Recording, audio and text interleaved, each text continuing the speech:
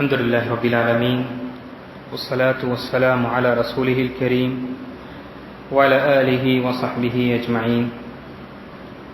بوب الباب مؤلف رحمه الله في كتابه بلوغ المرام باب الغسل وحكم الجنوب. ونبي سعيد الخدري رضي الله عنه قال قال رسول الله صلى الله عليه وسلم الماء من الماء رواه مسلم وأصله في البخاري. ونبي هريرة رضي الله عنه قال قال رسول الله صلى الله عليه وسلم إذا جلس بين شعبه الأربع ثم جهدها فقد وجب الغسل متفق عليه. وزاد مسلم وإن لم ينزل. அன்புக்குரிய முஸ்லிம்களே, நாம் இன்று பார்க்கக்கூடிய பாடம் குளிப்பு மற்றும் குளிப்பு கடமையானவர்களுக்கான சட்டம் பற்றிய பாடங்கள் பார்க்க இருக்கின்றோம். இது புதியதாக இருக்கக்கூடிய பாடம். இந்த ஹதீஸ், இந்த தலைப்பில் இமாம் இப்னு ஹஜர் ரஹிமஹுல்லாஹ் அவர்கள் எந்தெந்த விஷயங்கள் நம்மீது குளிப்பு கடமையாகின்றது, அந்த குளிப்பு கடமையான அந்த குளிப்பை எப்படி குளிக்க வேண்டும் மற்றும் குளிப்பு கடமையானவர்களுடைய சட்டம் என்ன என்ற விஷயங்களை இமாம் ரஹிமஹுல்லாஹ் அவர்கள் இங்கே தெரிய இருக்கின்றார்கள். அந்த அடிப்படையில் 3 ஹதீஸ்களை இங்கு கொண்டு வந்தார். முதல் 115வது ஹதீஸில் அபூ சயீத் ரலியல்லாஹு அவர்கள் அறிவிக்கின்றார்கள், ரசூலுல்லாஹி ஸல்லல்லாஹு அலைஹி வஸல்லம் கூறினார்கள், அல் மாஉ மினல் மா, இந்திரியம் வெளிப்படுவதால் குளிப்பு கடமையாகிறது.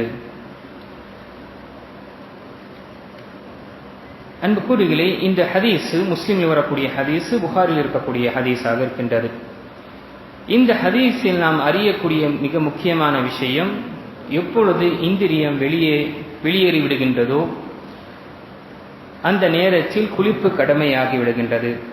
இஸ்லாமிய வரலாறில் முதல் கட்டத்தில் நாம் பார்க்கும் என்றால் சட்டம் எப்படி இருந்தது?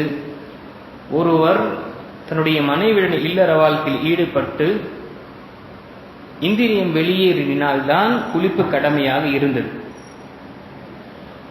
அவர் இல்லற வாழ்க்கையில் ஈடுபட்டு உடலுறவு கொண்டு இந்திரியம் வெளியேறவிட்டால் அவர்கள் மீது குளிப்பு கடமை கிடையாது. இது எப்பொழுது? இது இஸ்லாத்துடைய முதல் கட்டத்தில் இருந்தது. அதெல்லாம் இந்த ஹதீஸ் சொல்லப்பட்ட விஷயம், அல் மாஉ மினல் மா, இந்திரியம் வெளியேறினால்தான் குளிப்பு கடமையாகின்றது என்று. அதற்கு பிறகு நபி ஸல்லல்லாஹு அலைஹி வஸல்லம் அவர்கள் மற்ற 2வது ஹதீஸில் சொல்லப்படக்கூடிய விஷயத்தில், புகாரி மற்றும் முஸ்லிம் வரக்கூடிய ஹதீஸில், ஒருவர் தன்னுடைய மனைவியுடன் உடலுறவு கொண்டால் அவர் மீது குளிப்பு கடமையாகி விடுகின்றது என்று நபி ஸல்லல்லாஹு அலைஹி வஸல்லம் கூறினார்கள். ஆக முதல் ஹதீஸ் அது முதல் கட்டம், இஸ்லாத்துடைய முதல் கட்டத்தில் இருந்தது. பிறகு அதனுடைய கால விதி முடிந்து அடுத்த கட்டம், அடுத்த சட்டம் என்ன வந்துவிட்டது? ஒரு மனிதனுக்கு ஒரு மனிதன் கணவன் மனைவியுடன் இல்லற வாழ்க்கையில் ஈடுபட்டாலே அவன் மீது குளிப்பு கடமையாகி விடுகின்றது. அவனிடம் இந்திரியம் வெளியேறினாலும் சரி, வெளியேறாவிட்டாலும் சரி, இல்லற வாழ்க்கையில் ஈடுபட்டால் அவன் மீது குளிப்பு கடமையாகி விடுகின்றது. அதை தான் நாம் செய்து கொண்டிருக்கின்றோம், இந்த கடமையை பூர்த்தி செய்து கொண்டிருக்கின்றோம். ஆக இந்த ஹதீஸ் சொல்லப்படக்கூடிய விஷயம், ஒரு மனிதன், முதல் விஷயம், ஒரு மனிதன் தன்னுடைய மனைவியுடன் உடலுறவு கொண்டால் அவர் மீது குளிப்பு கடமையாகி விடுகின்றது. அன்புக்குரியவர்களே, இந்த விஷயத்தில் புகாரி முஸ்லிமில் வரக்கூடிய அதிகப்படியான விஷயம் வார்த்தை வருகின்றது, இந்திரியம் வெளிப்படாவிட்டாலும் குளிப்பு கடமையாகி விடுகின்றது. இங்கு ஒரு விஷயத்தை நான் பதிவு செய்ய விரும்புகின்றேன். என்ன? இந்திரியம் வெளியேறக்கூடிய இந்த விந்து, இது நஜீஸா? இதனால மார்க்க நமக்கு குளித்துக் கொள்ளுங்கள் என்று கடமை செய்திருக்கின்றது. அது நஜீஸுக்காகவா என்று பார்க்கும் பொழுது இது நஜீஸு கிடையாது, அசுத்தமானது கிடையாது. பின்ன ஏன் இந்த மார்க்கம் நமக்கு இந்த சட்டத்தை வகுத்திருக்கின்றது? குளிப்பு, இந்திரியம் வெளியேறினால் குளிக்க வேண்டும் என்ற கடமை எதற்கு என்றால், இது அம்ரே தஅப்புதி என்று கூறுவோம். அம்ரே தஅப்புதி என்றால் 4 ரக்காத் இஷா தொழுகையை நாம் தொழுக வேண்டும். என்ன காரணம்? அல்லாஹ் கூறினான். மக்ரிபுடைய தொழுகை 3 ரக்காத் தொழுகும். என்ன காரணம்? இந்த 3 ரக்காத்து தான், அதையும் 4 ரக்காத்தான் தொழலாமே என்ற என்ன காரணம் என்ற அந்த காரணம் தெரியாது. அல்லாஹ்வுடைய கட்டளை. அதே போல இதற்கு அம்ர தஅப்புதி, அல்லாஹ்வுடைய கட்டளை.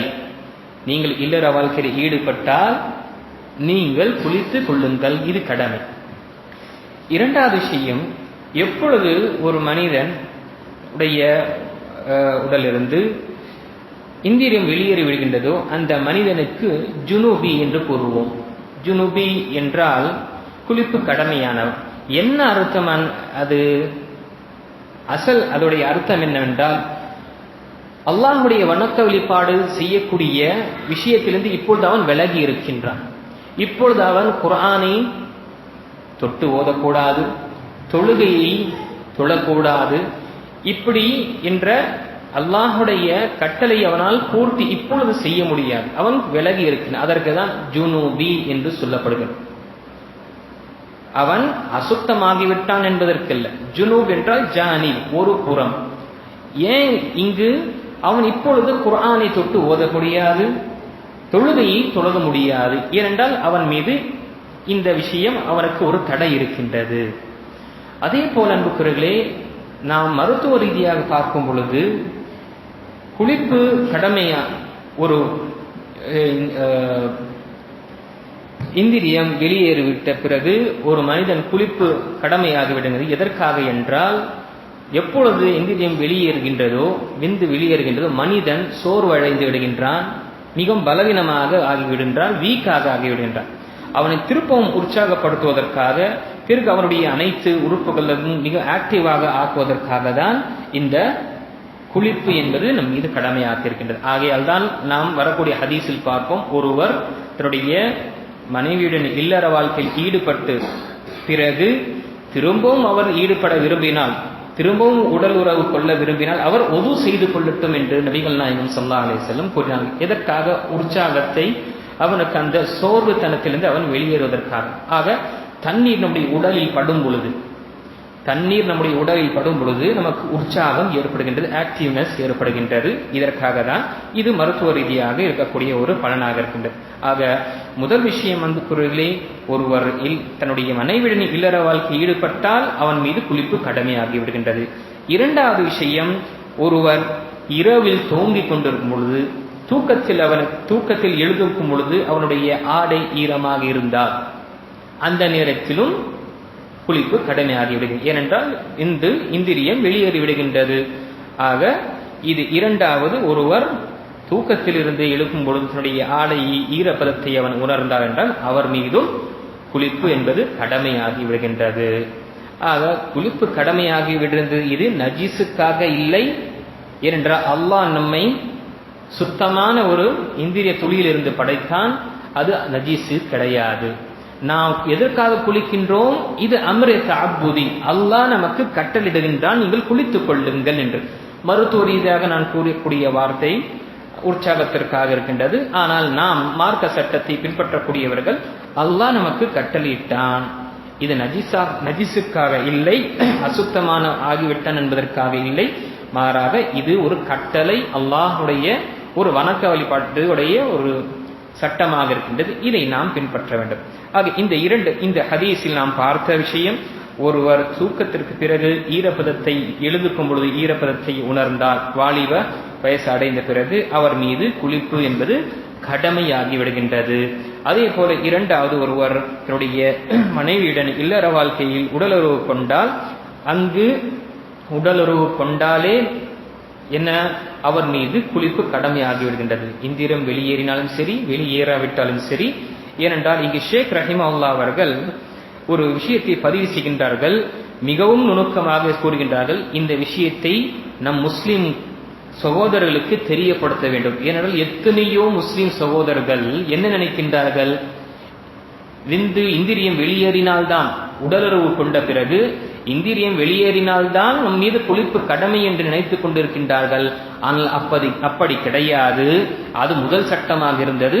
அதற்கு பிறகு அந்த சட்டத்தின் காலவிதி முடிந்து எக்ஸ்பைர்ட் ஆகி நபி ஸல்லல்லாஹு அலைஹி வஸல்லம் அடுத்த ஒரு சட்டத்தை கூறியிருக்கின்றார்கள் என்று ஷேக் முஹம்மது இப்னு ஸாலிஹ் அல் உஸைமீன் ரஹிமஹுல்லாஹ் அவர்கள் இங்கு பதிவு செய்கின்றார்கள்.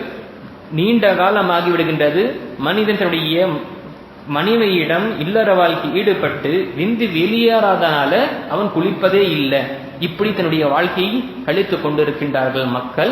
இதை பற்றி அவர்களுக்கு விழிப்புணர்வு ஏற்படுத்த வேண்டும் என்று ஷேக் ரஹிமஹுல்லாஹ் இங்கு அவர் பதிவு செய்கின்றார். ஆக இந்த இரண்டு விஷயங்களை நாம் அறிந்தோம். ஒன்று, விந்து இந்திரியம் வெளியேறினால், இரண்டாவது உடலுறவு மனைவியிடம் இல்லற வாழ்க்கை ஈடுபட்டால் குளிப்பு என்பது கடமையாகி விடுகின்றது. அதற்கு பிறகு ஷேக் ரஹிமஹுல்லாஹ் அவர்கள் ஒவ்வொரு ஹதீஸை கொண்டு வந்து இன்னும் எந்தெந்த விஷயத்தினால் குளிப்பு கடமையாகின்றது என்று தெரியப்படுத்துகின்றார். அன்புக்குரியவர்களே, இது நாம் அறியக்கூடிய ஒரு சட்டம், மிக அவசியமான ஒரு சட்டமாக இருக்கின்றது. இதுல நாம வெட்கப்படுவதோ அல்லது நாம கூச்சப்படுவதோ என்று கிடையாது. ஏனென்றால் இந்த விஷயங்கள் நாம் அறிந்தால்தான் நம்மை நாம் சீர்படுத்திக் கொள்ள முடியும், சட்டங்களை அறிய முடியும், வரக்கூடிய சந்ததிகளுக்கு நாம இந்த விஷயத்தை நாம் தெரிவிக்க முடியும். இன்ஷா அல்லாஹ் வரக்கூடிய அமர்வில் நாம் இன்னும் எதனால குளிப்பு கடமையாகின்றது, அதற்கு பிறகு அந்த குளிப்பு எப்படி குளிக்க வேண்டும் என்ற விஷயங்களை நாம பார்க்கலாம். அல்லாஹு தஆலா சொல்லக்கூடிய விஷயத்தை நாம் இதை படித்து உணர்ந்து நம்முடைய தவறுகள் எதுமா இருக்கும் என்றால் அதை சீர்படுத்திக் கொள்வதற்காக அல்லாஹ் நமக்கு தௌஃபீக்கையும் பாக்கியத்தையும் அருள்வானாக. ஆமீன். வ ஆகிரு தஅவானா அனில் ஹம்துலில்லாஹி ரப்பில் ஆலமீன்.